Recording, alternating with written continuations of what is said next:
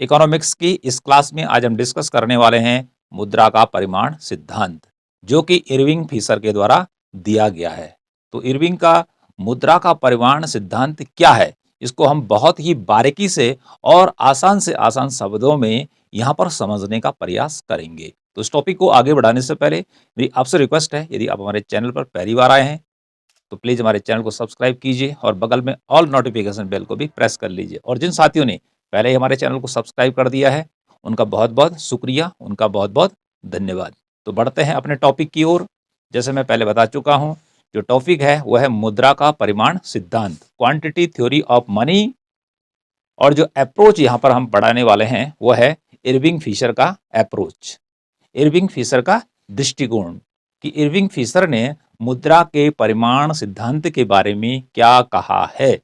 तो सबसे पहले उन्हीं की ही परिभाषा पर नजर डालते हैं। तो इरविंग फिशर की परिभाषा यहाँ पर लिखी हुई है। इरविंग फिशर क्या कहता है कि यदि अन्य बातें स्थिर रहें तो, यदि अन्य बातें स्थिर रहें तो अन्य बातें कौन हैं, अभी यह मान्यता में आने वाली हैं। लेकिन इससे आगे समझें कि ज्यों-ज्यों मुद्रा चलन की मात्रा बढ़ती है, ज्यों-ज्यों मुद्रा चलन की मात्रा बढ़ती है, त्यों-त्यों कीमत स्तर भी प्रत्यक्ष अनुपात में बढ़ता है और मुद्रा का मूल्य घटता जाता है। और आगे लिखा है और विलोम सह भी। तो ये जो परिभाषा है इसको आपको याद करना है, क्योंकि यह इरविंग फिशर के द्वारा दी गई है। तो इस परिभाषा में इरविंग फिशर क्या कहता है, इसको समझना है। ये कह रहा है कि ज्यों-ज्यों मुद्रा चलन की मात्रा बढ़ती है, अर्थात अर्थव्यवस्था में या बाजार में जैसे जैसे मुद्रा की मात्रा बढ़ती है, माना मुद्रा की मात्रा अर्थव्यवस्था में, मार्केट में 5 अरब है, वो 6 अरब हो गई, 7 अरब हो गई, 8 अरब रुपये हो गई, 9 अरब रुपये हो गई, अर्थात मुद्रा की मात्रा जो बढ़ती जा रही है। ओके, तो उसका क्या परिणाम बतला रहा है ये, इससे कीमत स्तर बढ़ता, अर्थात इससे कीमतें बढ़ती हैं। अर्थात जैसे जैसे मुद्रा की मात्रा अर्थव्यवस्था में बढ़ती चली जाती है तो कीमतें बढ़ने लगती हैं।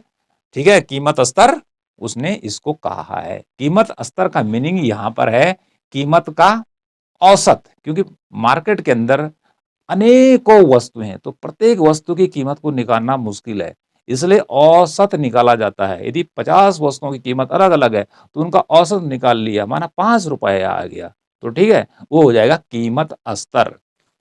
तो क्या कह रहा है कि मुद्रा की मात्रा जैसे जैसे अर्थव्यवस्था में बढ़ती चली जाती है तो कीमत स्तर क्या होता है, प्रत्यक्ष रूप से बढ़ता है। अर्थात जैसे जैसे मुद्रा की मात्रा बढ़ती है वैसे वैसे, अर्थात उसी दिशा में क्या होता है कि कीमत स्तर भी, अर्थात कीमतें बढ़ने लगती हैं। तो इस प्रकार से मुद्रा की मात्रा या मुद्रा की जो पूर्ति है और कीमत स्तर में सीधा संबंध होता है, प्रत्यक्ष संबंध होता है। यदि मुद्रा की मात्रा बढ़ती है तो कीमत स्तर बढ़ता है। ओके, और यदि मुद्रा की मात्रा घटती है तो कीमत स्तर भी घटता है। इस प्रकार से ये सीधे का सीधा इसके बीच रिलेशन हो गया कि मुद्रा की पूर्ति बढ़ने पर कीमतें बढ़ती है, ये कीमत स्तर बढ़ता है, और मुद्रा की पूर्ति घटती है, जिसे मुद्रा की मात्रा का घटना कहते हैं, तो कीमत स्तर भी घटता है। आगे क्या कहता है, और मुद्रा का मूल्य घटता जाता है, क्योंकि जैसे जैसे कीमतें बढ़ती हैं कि जो वस्तु हम 10 रुपए में ले रहे हैं पहले, और वही वस्तु हमें 40 रुपये में मिलने लग जाए, वस्तु वही है, वजन उतना ही है, लेकिन 10 रुपए की वस्तु यदि 40 रुपए में मिलने लगे तो इसे कहते हैं मूल्य का घटना। इससे क्या होता है, मुद्रा की जो परचेजिंग पावर होती है वह घटने लगती है। ओके, तो ये तो उल्टे क्रम में कहा उसने, और ये विलोम सह भी, उल्टा भी होगा। उल्टा होने का मीनिंग क्या है, यदि मुद्रा की मात्रा, पहले तो बढ़ने की बात की, यदि मुद्रा की मात्रा घटती है तो कीमत स्तर क्या होगा, घटेगा। अर्थात जब मुद्रा कम रहेगी बाजार में तो ऐसी स्थिति में जो वस्तुओं की कीमतें होती हैं वह घटने लगती हैं। और जब वस्तु की कीमत यदि 40 रुपए से घटकर किसी वस्तु की कीमत फिर 10 रुपए हो जाती है तो क्या होगा, कि जो वस्तु हम पहले 40 रुपए में खरीद रहे थे और वही वस्तु अब हमें 10 रुपए में मिलने लग जाएगी, तो ऐसे में मुद्रा का मूल्य बढ़ जाता है। ये परिभाषा कह रही है। ओके, यहाँ पर कुछ बातें लिखी हुई हैं, मेन बातें इसी परिभाषा से। यदि मुद्रा की मात्रा दुगनी कर दी जाए, यदि मुद्रा की मात्रा दो गुनी कर दी जाए, मतलब 10 अरब रुपए से बढ़ाकर 20 अरब रुपए कर दी जाए मुद्रा की मात्रा, ठीक है, दोगुनी कर दी जाए, तो कीमत स्तर भी दोगुना हो जाएगा। क्या कह रहा है कि कीमतें भी दोगुना हो जाएंगी, ठीक है। यदि वस्तु की कीमत यदि 5 रुपए है तो सीधे डबल हो जाएंगी, दोगुनी हो जाएंगी और मुद्रा का मूल्य आधा हो जाएगा और मुद्रा की जो वैल्यू है वह घट जाएगी। पैसा अधिक खर्च करेंगे लेकिन उसमें हमें वस्तु कम मिलेगी, वस्तु महंगी हो जाती है। तो जब वस्तु महंगी होती है, अधिक धन देना पड़ता है, अधिक पैसा चुकाना पड़ता है, तो ऐसे में मुद्रा की वैल्यू गिर जाती है। जैसे आपने सुना होगा कि जब 70-60 का दशक था तो उस समय 5 पैसे में, 10 पैसे में, 20 पैसे में बहुत सारी वस्तुएं मिल जाती थी।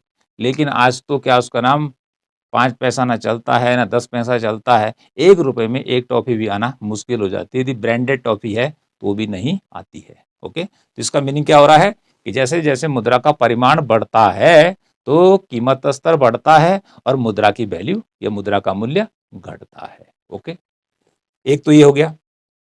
दूसरा बता रहा है यदि मुद्रा की मात्रा आधी कर दी जाए, ठीक है, यदि मुद्रा क्या हो जाए कि बहुत ज्यादा है और उसको कम कर दिया जाए, तो कम करने पर मुद्रा की वैल्यू क्या हो जाएगी, कीमत स्तर आधा, अर्थात कीमतें घट जाती हैं। यदि मुद्रा की मात्रा को आधा कर दिया जाए, यदि वह 10 अरब है उसको 5 अरब कर दिया जाए, ओके, तो ऐसी स्थिति में मुद्रा का मूल्य दुगना हो जाएगा, ठीक है, मुद्रा का मूल्य दो गुना हो जाएगा।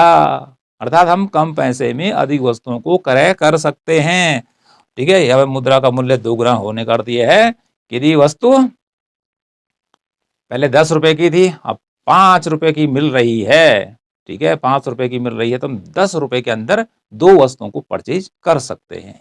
ओके, तो इस प्रकार से इन चीजों को आपने याद रखना है।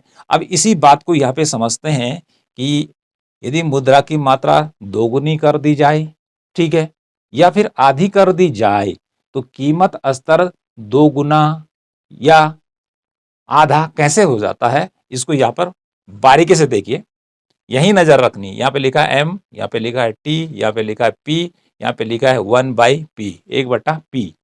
तो एम का अर्थ है मुद्रा की मात्रा, जिसे हम मुद्रा की पूर्ति कहते हैं। टी फॉर है ट्रांजैक्शन, अर्थात अर्थव्यवस्था में कितनी वस्तुएं और सेवाएं हैं, ठीक है, और पी फॉर है प्राइस, मूल्य। ओके, अब देखिए ये मूल्य कैसे निकलेगा। मूल्य निकालने के लिए क्या करना है कि पहले अर्थव्यवस्था में क्या है, मुद्रा की मात्रा 10 रुपये है, या मान लीजिए कि 10 अरब रुपये है, ठीक है। उस समय वस्तुएं सेवाएं कितनी है, 10 हैं, तो एम जो है m/t आएगा, तो 10 का भाग 10 में देंगे तो कीमत कितनी आ जाएगी, 1 रुपये आ जाएगी। ओके, एक कीमत स्तर होगा, लेकिन एक इकाई का मूल्य कितना होगा, इसका अर्थ होता है 1/p। तो ऊपर ये एक रहेगा और इधर एक यहाँ से उतारना है, तो एक का भाग एक में देंगे तो 1 आएगा। तो इस प्रकार से ये तो पहली कंडीशन है, ये पहली कंडीशन है कि जहां पर मुद्रा की मात्रा 10 रुपया है या 10 अरब रुपया है, ट्रांजैक्शन वस्तु में और सेवाएं अर्थव्यवस्था में माना कि 10,000 है, तो प्राइस 10 में 10 का भाग दिया 1 आया, ठीक है, एक कीमत स्तर कहलाएगा। लेकिन मुद्रा की वैल्यू यहाँ पर 1/p के रूप में निकाली जाएगी। एक तो ऑलरेडी ऊपर दे रखा है फॉर्मूले में, एक नीचे लिखना है तो एक हो गया, ठीक है। अब ये क्या कह रहा है, यदि मुद्रा की मात्रा को 2 गुना कर दिया जाए, अर्थात 10 से बढ़ाकर 20 रुपए कर दिया जाए, ठीक है, मैं अरब में कह रहा हूं लेकिन छोटी संख्या ही ले लेते हैं कि 10 रुपए से 20 रुपए कर दिया जाए, तो ऐसी स्थिति में ट्रांजैक्शन सेम रहेगा, क्योंकि यहां पर टी को स्थिर मान लिया गया है। तो दूसरी कंडीशन में टी स्थिर रहेगा, ट्रांजैक्शन वस्तुओं सेवाओं की मात्रा अर्थव्यवस्था में उतनी ही रहेगी, ठीक है, वो माना 10 है। ओके जी, तो अब क्या होगा, जो पी है, ठीक है, कीमत स्तर 2 गुना हो जाएगा, ठीक है, कि जैसे ही पैसा क्या हुआ कि 10 रुपए से 20 रुपए हुआ, ठीक है, वस्तुएं तो उतनी है, तो मुद्रा का या जो कीमत स्तर है वो दोगुना हो जाएगा, 10 का भाग 20 में देना है तो 2 आ जाएगा। ओके जी। और मुद्रा की जो वैल्यू है वो कितनी हो जाएगी, एक तो ऑलरेडी दे रखा है, इसमें 2 का भाग देना, 1/2 और 5 आधी हो जाएगी। इस प्रकार से निकाला जाएगा इसको, ठीक है। ये कंडीशन तो ये हो गई कि मुद्रा यदि दोगुनी कर दी जाए तो कीमत स्तर दोगुना और मुद्रा का मूल्य आधा, 0.5 आ गया। इसके विपरीत देखते हैं, उल्टा यहाँ पे लिखा है विलोम सौ। विलोम सौ में क्या होगा, उल्टा भी काम करेगा।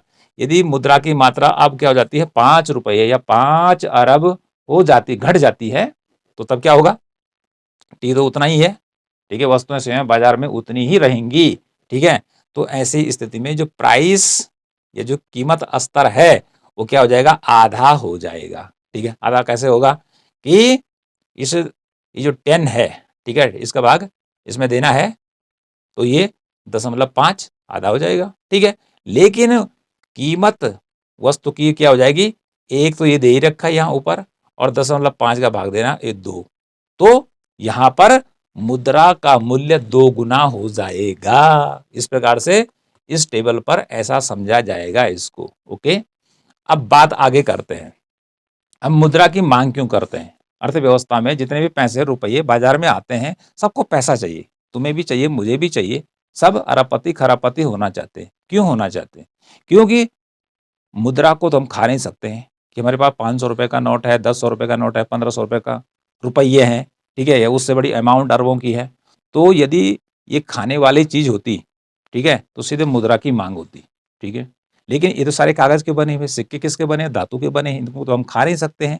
इनके द्वारा हम वस्तुओं को क्रय कर सकते हैं। यदि हमारे जेब में 1 अरब रुपये हैं और हम जंगल में फंस गए, जंगल में फंस गए, जहाँ ना कोई दुकान है, ना कोई शॉप है, ना खाने पीने की कोई चीज है, तो वो अरब रुपये किसी भी काम का नहीं रहेगा, क्योंकि हम उसको खा नहीं सकते हैं, ओके। तो जो ये हम मुद्रा की बात कर रहे हैं, मुद्रा किस काम आती है, वस्तुओं को खरीदने के काम आती है, सेवाओं को खरीदने के काम आती है। वस्तु कैसे है कि जैसे भाई आपने आम खरीद दिया तो क्या है, वस्तु है। आपने सेब खरीद दिया, क्या है, वस्तु है। और आपने रिचार्ज कर दिया, वो सेवा है, ठीक है। आप बस में बैठकर कहीं चले गए, वो क्या है, सेवा है, उसका पेमेंट करना पड़ेगा ना, तो उसके लिए क्या चाहिए, पैसा। तो पैसा तो विनिमय का माध्यम है, ठीक है। पैसे को हम डायरेक्ट खा नहीं सकते हैं, उससे केवल खरीदी जा सकती है वस्तुएं। और यदि पूरा बाजार बंद हो और हमारे जेब में बहुत सारे पैसे हो और एकदम से आदमी भूखा हो, तो क्या होगा, यदि हम दुकान 1 महीने तक बंद है, तो फिर व्यक्ति क्या हो जाएगा, पैसा तो कुछ नहीं कर पाएगा, मर जाएगा। तो पैसे का वैल्यू कब है कि जब वो बाजार में वस्तुएं हैं, सेवाएं उपलब्ध हैं, तभी पैसा काम करता है। तो हम जो रुपए की मांग करते हैं, तो रुपए की मांग किस लिए की जाती है, ये पैसों की मांग किस लिए करते हैं, वस्तुओं को खरीदने की। हर कोई नौकरी करना चाहता है, पैसा आना चाहिए, उसके बाद हम सारी चीजों को परचेज कर सकते हैं, ओके, खरीद सकते हैं। तो ये जो चीजें यहाँ पे बताई जा रही थी परिभाषा की, हमने यहाँ पे आपको बहुत ही सरल भाषा में समझा दिया है। अब चलते हैं हम आगे, फिशर का विनिमय समीकरण। फिशर का जो एक्सचेंज इक्वेशन है, इसको समझना है। उसकी इक्वेशन दे रखी है, PT is equal to M V plus, ये एम लिखा है, यहाँ पे ऊपर डैश लगा रखा है, यहाँ वी है, वी डैश पढ़ेंगे इसको, ठीक है। तो इस प्रकार से ये एम और इस एम में अंतर है, और इस v और इस v में अंतर है, क्योंकि एक में सीधे m लिखा हुआ है लेकिन दूसरे में डैश लगा रखा है। तो इस प्रकार से ये संतुलन वाला सूत्र है कि इसकी मात्रा और इसकी मात्रा दोनों क्या होनी चाहिए, इक्वल होनी चाहिए, ठीक है। जैसे मैं ले लेता हूं यहाँ पे कि आगे आपको बताएंगे, जैसे यहाँ पे 5,000 रुपए का सौदा हो रहा है, तो मुद्रा की मात्रा भी कितनी होनी चाहिए, ठीक है, ये भी 5,000 होनी चाहिए। तो ये जो दिखा रहा है M V plus M dash V dash, ये है मुद्रा की पूर्ति, ये मुद्रा की पूर्ति है, ठीक है। मुद्रा की पूर्ति कितनी है बाजार में, 5,000 रुपये है, ठीक है जी।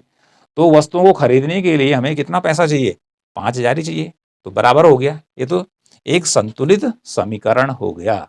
तो जो मुद्रा का परिमाण सिद्धांत है, ये क्या बतलाता है, ये बतलाता है कि जैसे जैसे मुद्रा की मात्रा अर्थव्यवस्था में बढ़ती चली जाती है, तो कीमत स्तर बढ़ने लगता है, कीमत स्तर बढ़ने लगता है, कीमतें बढ़ने लगती हैं और मुद्रा का मूल्य घटने लगता है। उल्टा भी कहता है, यदि मुद्रा कम हो जाए बाजार में, तो कीमत स्तर घट जाता है और मुद्रा का मूल्य बढ़ जाता है। इसको हम मुद्रास्फीति कहते हैं। जैसे मुद्रा जब बहुत ज़्यादा तेजी से बढ़ती है, कीमतें बहुत तेजी से बढ़ती हैं, तो उसको हम मुद्रास्फीति कहते हैं आधुनिक भाषा में, ठीक है। और जब मुद्रा का संकुचन होता है, मुद्रा कम बाजार में रहती है, तो कीमतें गिरती हैं, ठीक है, वस्तुएं सस्ती हो जाती हैं और मुद्रा का मूल्य बढ़ जाता है।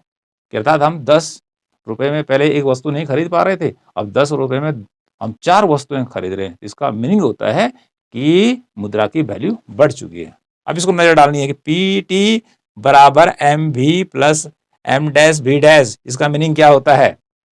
ये जो फॉर्मूला है इसको आपको कंठस्थ याद करना है, बिना याद के काम नहीं चलेगा। ओके, अब यहाँ समझना है पी का मीनिंग क्या है, ठीक है, टी का मीनिंग क्या है, एम का मीनिंग क्या है, वी का मीनिंग क्या है, एम डैश का मीनिंग क्या है, वी डैश का मीनिंग क्या है, ये सारा लिखा हुआ है। पी का मीनिंग है कीमत स्तर, ठीक है, कि बाजार में वस्तु की कीमत प्रति इकाई कितनी है। ओके, क्या है टी, और टी फॉर होता है ट्रांजिक्शन। ट्रांजिक्शन मीन्स होता है वस्तुओं और सेवाओं की मात्रा, अर्थात बाजार में वस्तुएं और सेवाएं कितनी है भाई, जिनकी कि लोगों को जरूरत है। ओके, एम है वास्तविक मुद्रा, बाजार में मुद्रा की मात्रा कितनी है, ठीक है, कैश कितना है लोगों के पास, ठीक है, चाहे रुपये में है और चाहे वो सिक्कों के रूप में है। Okay ji. वी का मतलब है मुद्रा का चलन वेग, वी का मीनिंग क्या है, मुद्रा का चलन वेग। और मुद्रा का चलन वेग क्या होता है, मुद्रा का संचलन वेग भी इसको कहते हैं, वेलोसिटी ऑफ सर्कुलेशन। तो मुद्रा का चलन वेग का अर्थ है कि यदि एक साल में मुद्रा की एक इकाई, मुद्रा की एक इकाई जितना क्रय कर सकती है, जितना क्रय विक्रय कर सकती है, वह उसकी चलन गति कहलाती है, उसको वेलोसिटी कहते हैं इंग्लिश में। ओके, माना बात हमारे पास है 500 रुपए का नोट, और वह 500 रुपए का नोट 10 लोगों से गुजरता है, अर्थात मतलब एक ने खर्च किया, दूसरे के पास गया, फिर उसने अगले से वस्तु ली, फिर उसने अगले से वस्तु ली, इसी प्रकार से 500 रुपए का नोट यदि 10 लोगों के हाथों में जाता है, क्रय विक्रय करने का काम करता है, तो इस प्रकार से मुद्रा की जो यहाँ पर चलन वेग या वेलोसिटी होगी वो 10 होगी, क्योंकि वो 10 लोगों के हाथों में जा रहा है क्रय विक्रय करने के लिए, ठीक है। पर ऐसा नहीं जाएगा कि मैंने 500 रुपए खर्च किए, फिर अगले दुकानदार के पास गए, फिर दुकानदार ने कहीं से सामान खरीदा होगा, वही फिर 500 रुपए अगले के पास गए, वो बढ़ जाएगा, किसी के पास वो 100 रुपए देगा तो किसी को 50 रुपए देगा, क्योंकि उसने वस्तुएं अलग अलग खरीदी होंगी, लेकिन हम मान के चल रहे हैं कि 500 रुपए में ही चल रहा है। यदि 500 रुपए का नोट 10 लोगों के हाथों में साल भर गुजरता है, तो उसे कहेंगे मुद्रा का संचलन वेग या मुद्रा का चलन वेग। तो यदि 10 लोगों के हाथों में चला गया हो तो चलन वेग हो जाएगा 10, और 20 लोगों के पास चला गया 500 रुपए का नोट, तो 20 बार वो बाजार में क्रय विक्रय करने के काम आया, तो उसका चलन वेग 20 होगा। और यदि 2 लोगों के पास गया तो चलन वेग कितना होगा, 2 होगा। ओके, इतनी बात समझ में आ गई होगी कि क्योंकि हम एक इकाई को लेकर बात करते हैं कि मुद्रा की एक इकाई पूरे साल भर के अंदर कितनी बार क्रय विक्रय में काम आई है। यदि वो 20 बार आई है तो उसका चलन वेग कितना होगा, 20। यदि 15 बार आई काम तो कितना होगा, उसका चलन वेग 15 होगा, 1 गुणा 15 तो 15 रुपया ही आएगा। ओके जी, तो इस प्रकार से ये मुद्रा का चलन वेग हो गया, velocity of circulation of money इसे कहते हैं। ओके, अगला आता है, अब यहाँ पे तो एम हो गया, अब है एम डैश। एम डैश को अलग किया गया है, ये डैश लगा रखा ऊपर से, साख मुद्रा। एम डैश का मीनिंग हो गया साख मुद्रा। साख मुद्रा में क्या रखा है, चेक और ड्राफ्ट, क्योंकि आजकल जो हम लेन देन करते हैं, किसी को हमने पेमेंट करना है, भुगतान करना है, तो हमने उसको 5,000 रुपये का चेक काट दिया, ओके लो जी, ठीक है। यदि हमने कहीं फीस देनी है तो हम क्या करते हैं, ड्राफ्ट लगा देते हैं। माना संघ लोग सिवाय की कोई परीक्षा दे रहे हैं और हमने वहाँ पे ड्राफ्ट लगाना है कितने का, 2,000 रुपये का, तो 2,000 का ड्राफ्ट ले लिया, क्या हो जाएगा, भुगतान हो जाएगा। ओके, तो इस प्रकार से साख मुद्रा में चेक और ड्राफ्ट आता है। अगला है भी डैश। अब क्योंकि एम और ये भी था तो ये मुद्रा का चलन वेग किसका था, इसका था, वास्तविक मुद्रा का। लेकिन अब ये भी डैश क्या, इस मुद्रा का, साख मुद्रा का चलन वेग है कि एक चेक कितने व्यक्तियों के हाथों से होकर गुजरता है। यदि 5,000 का चेक है, चलो 5,000 की मैं चर्चा बहुत कर चुका हूं, एक 20 लाख का चेक है, और वो 20 लाख का चेक यदि 10 लोगों के पास जाता है, एक के बाद दूसरा तीसरा चौथा, यदि वो क्या करते हैं, उससे वस्तुएं सेवाएं खरीदते हैं, ठीक है, तो जितनी बार वह 20 लाख का चेक लोगों के पास गया, वही मुद्रा का चलन वेग कहलाता है। ओके, तो इस प्रकार से इसकी अलग अलग मीनिंग है। एक और साधारण उदाहरण से समझते हैं मुद्रा का चलन वेग किसे कहते हैं। ओके जी, अब यहाँ पे देखिए मेरे पास है 20 रुपया, मेरे पास है 20 रुपया, ठीक है जी। अब मैंने क्या किया, 20 रुपया क्या किया, कुछ वस्तु ली, दुकानदार को दी। ओके, फिर उस दुकानदार ने भी किसी अन्य से सामान लिया होगा, फिर उसने अगले को पकड़ाया, फिर अगले ने अगले को पकड़ाया, फिर अगले ने अगले को पकड़ाया, और माना मारा ऐसा करते करते वह मुद्रा क्या हुई, 15 बार क्या हुई, क्रय विक्रय में यूज की गई। 15 लोगों के हाथों से गुजरी और उसने वस्तुओं को क्रय और विक्रय करने का काम किया, तो मुद्रा का चलन वेग हो जाएगा 15। कितना हो जाएगा, 15। और इस 15 को इससे गुणा कर देंगे तो टोटल मुद्रा की मात्रा कितनी हो जाएगी, 15 दूने कितना होता, 300। ये 300 रुपए के बराबर काम करेगा। ठीक है, कि 20 रुपए जो है यदि 15 लोगों के हाथों से गुजरता है तो 15 दूने 30 और एक जीरो 300 रुपए का एक काम करेगा। ओके, तो मुद्रा का चलन भी एक आसानी सी बात है कि मुद्रा जितने व्यक्तियों के हाथों से गुजरता है, कोई सिक्का कोई नोट कितने भी रुपए का, तो वह मुद्रा का चलन वेग कहलाता है। ओके, इतनी बात तो आपकी समझ में आ गई होगी। तो हम यहाँ पे कह रहे थे इस समीकरण को आपने याद रखना है, PT is equal to M V plus M dash V dash. तो ये तो संतुलित है, अर्थात ये बराबर होता है इसका, तो ये बतलाता है मुद्रा की पूर्ति को और ये बतलाता है मुद्रा की मांग को। PT जो बतलाता है ये मुद्रा की मांग को बतलाता है, ठीक है। और ये जो M V plus M dash V dash है ये मुद्रा की पूर्ति को बतलाता है। तो ये मांग बराबर पूर्ति होनी चाहिए, मुद्रा की मांग बराबर पूर्ति होनी चाहिए बैलेंस के लिए, संतुलित समीकरण के लिए। ठीक है, इसलिए मैंने राशि लिख दी 5000 5000 दोनों बराबर हो गई। ओके जी, अब ये बराबर कैसे हुई इसको भी हम समझेंगे इसी को। ठीक है, तो देखो पीटी यहाँ पे लिखा है पीटी, दोबारा देखें पीटी का अर्थ क्या होता है, मुद्रा की मांग। पी फॉर बोला यहाँ पे कीमत स्तर और टी फॉर बोला वस्तुओं और सेवाओं की मात्रा। ठीक है, तो यहाँ पे पीटी का अर्थ क्या हो गया, पी इंटू टी। पी कितना है, कीमत है 5 रुपया, माना कीमत है 5 रुपया। अर्थव्यवस्था में वस्तुएं कितनी है 10, तो टोटल कितना हो जाएगा 50। ओके, तो यहाँ पर मुद्रा की मांग, अर्थात मुद्रा की मांग हम किस लिए करते हैं, वस्तुओं और सेवाओं को खरीदने के लिए करते हैं, इसलिए जो टी होगा इसमें वस्तुएं सेवाएं आएंगी। ओके जी, तो यहाँ पे मल्टीप्लाई होगा। अगला बात करते हैं एम वी प्लस एम भी, इन दोनों का जो जोड़ होता है वह मुद्रा की पूर्ति कहलाता है या मुद्रा की मात्रा कहलाता है। ओके, अब कैसे कहलाता है इसको भी यहाँ पर हम क्या करेंगे, अंकों के द्वारा समझेंगे, क्योंकि ये तो हमारे पास क्या आ रहा है, ये तो सूत्र है। ठीक है जी, अब यहाँ पे देखें पीटी मुद्रा की मांग।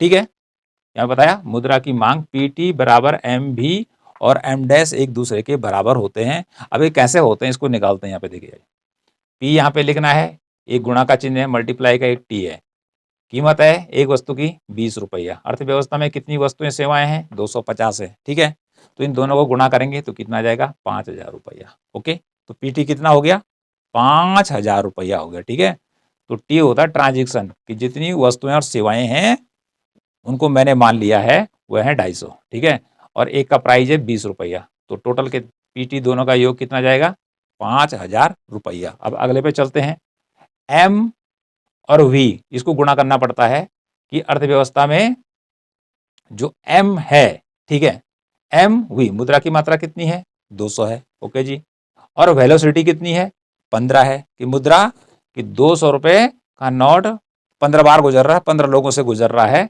तो इसकी वैल्यू कितनी निकल जाएगी 200 गुणा 15, ये हो गया 3000। ओके जी, अब अगला आता है एम डैश और भी डैश। एम डैश माना कि 100 रुपया है, ठीक है, उसकी वेलोसिटी कितनी है 20 है, तो इसको इससे गुणा कर दीजिए तो ये कितना हो गया 2000। तो इस 3000 और 2000 को जोड़ दीजिए।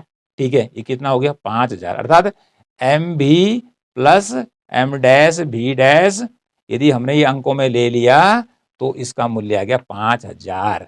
और जो ये पी टी है ये भी 5000 है।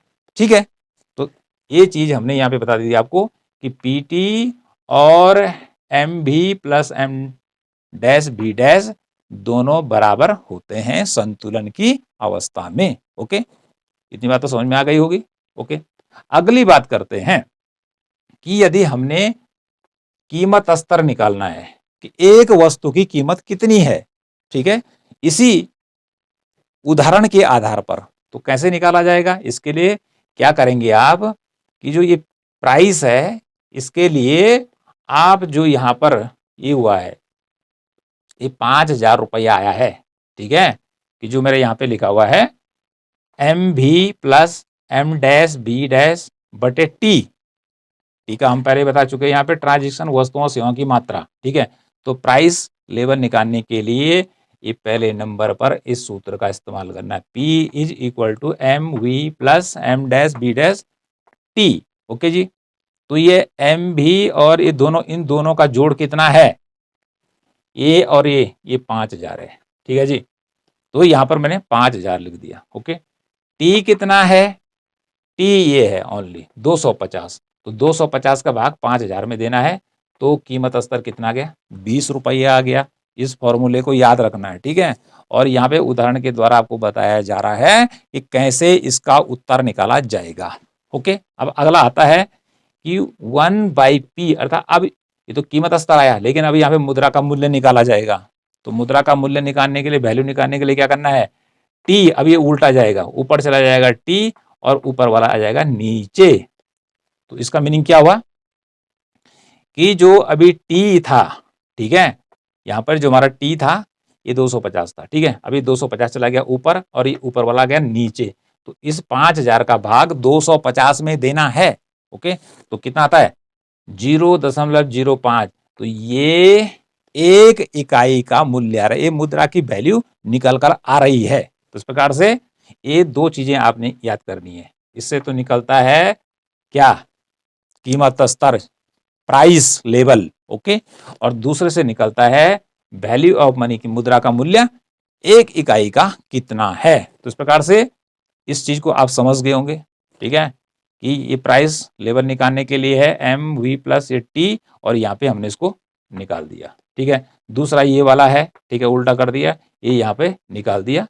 ये सारे आपको उदाहरण के द्वारा हमने आपको बता दिए हैं, बहुत ही सरल भाषा में बता दिए, एकदम समझ में आ जाना चाहिए। ओके, अब अगले पॉइंट की ओर चलते हैं कि मान्यताएं, क्योंकि हमने पहले कहा कि फिशर का जो मुद्रा का परिमाण सिद्धांत है, ये कह रहा है कि अन्य बातें स्थिर रहने पर, अब अन्य बातें कौन सी स्थिर रहनी चाहिए?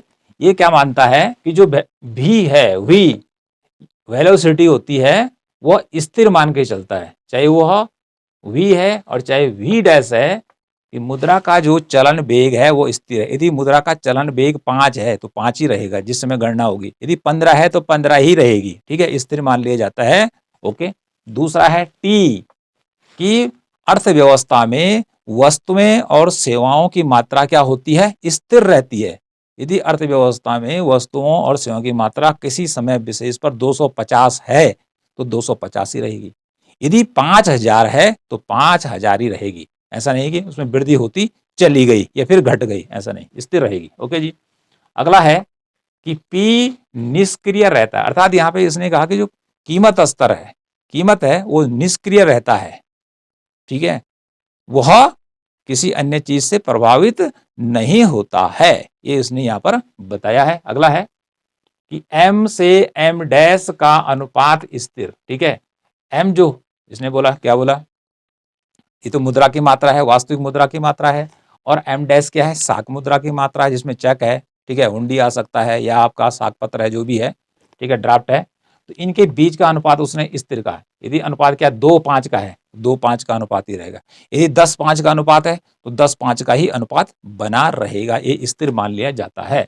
नेक्स्ट है कि फिशर का जो ये सिद्धांत है, मुद्रा का परिमाण सिद्धांत, यह दीर्घ काल में लागू होता है, शॉर्ट रन में लागू नहीं होता है, लॉन्ग रन में लागू होता है, ऐसा इसने बताया। ये इसकी मान्यताएं हैं, और यदि ये मान्यताएं नहीं मानी जाएंगी तो पूरा सिद्धांत फिर काम नहीं करेगा। ओके, इसलिए कहा जाता है अन्य बातें स्थिर रहने पर। ओके, अगला आता है पूर्ण रोजगार की मान्यता। जो फिशर का जो यह सिद्धांत है, ठीक है, कौन सा वाला? फिशर का विनिमय समीकरण या मुद्रा का परिमाण सिद्धांत यह पूर्ण रोजगार की मान्यता पर आधारित है। अर्थात फिशर ये मानकर चलता है कि अर्थव्यवस्था में पूर्ण रोजगार है, सभी लोग काम पर लगे हुए हैं। ओके, और यदि सभी लोग काम पर नहीं लगे हुए हैं तो फिर यह सिद्धांत भी काम नहीं करेगा। तो इस प्रकार से यह है इरविंग फिशर का मुद्रा का परिमाण सिद्धांत। तो मुद्रा का परिमाण सिद्धांत क्या कहता है, इसको हमने आपको सरल भाषा में समझा दिया है। एक बार पुनः दोहरा देते हैं कि इरविंग फिशर कहता है कि यदि मुद्रा की मात्रा, अर्थात उसने मुद्रा की पूर्ति पर ज्यादा जोर दिया है। उसने कहा है कि मुद्रा की पूर्ति को यदि बढ़ा दिया जाए, यदि मुद्रा की पूर्ति बढ़ती है तो सामान्य भाषा में वर्तमान में उसको कहते हैं मुद्रास्फीति। तो यदि मुद्रास्फीति होगी तो निश्चित तौर पर है कि कीमतें बढ़ेंगी, और कीमतें बढ़ेंगी तो मुद्रा की वैल्यू घट जाएगी। जो वस्तु 10 रुपए की है तो 20 में मिलेगी, जो 50 की है वो 1000 की मिलेगी, ऐसा होगा। ठीक है, और यदि मुद्रा की पूर्ति घटती है, मुद्रा संकुचन की स्थिति आती, मंदी आती है सरल भाषा में, तो फिर कीमतें गिरने लग जाती हैं और फिर मुद्रा का मूल्य बढ़ जाता है। मुद्रा का मूल्य बढ़ जाता है, अर्थात 20 रुपए में मुद्रास्फीति के समय जब मुद्रा की मात्रा बहुत ज्यादा थी, उस समय केवल एक वस्तु मिल रही थी। लेकिन जब उल्टा हो गया, जब मुद्रा की मात्रा कम हो गई तो 10 रुपए में उससे भी कई गुना ज्यादा वस्तु मिल रही है। ओके, तो ये कहता है मुद्रा का परिमाण सिद्धांत। और मुद्रा का परिमाण सिद्धांत का ये वाला सूत्र आपने याद रखना है, P T is equal to M B plus M dash B dash. ये वाला याद रखिए आप, इसको याद रखिए आप, इसको याद रखिए। इन चीजों का क्या मीनिंग होता है इसको भी समझना बहुत जरूरी है। पी क्या है, टी क्या है, एम क्या है, वी क्या है, वी डैश क्या है, ये सारी चीजें हमें याद होनी चाहिए। फिर हमें अंकों में भी आ जाना चाहिए कि भाई इसको अंकों में कैसे समझेंगे कि P T is equal to M V plus M dash V dash, ये तो फॉर्मूला हो गया, लेकिन इसको अप्लाई कैसे करेंगे, तो ये सारी चीजें हमने यहाँ पर आपको अप्लाई करना सिखा दी हैं।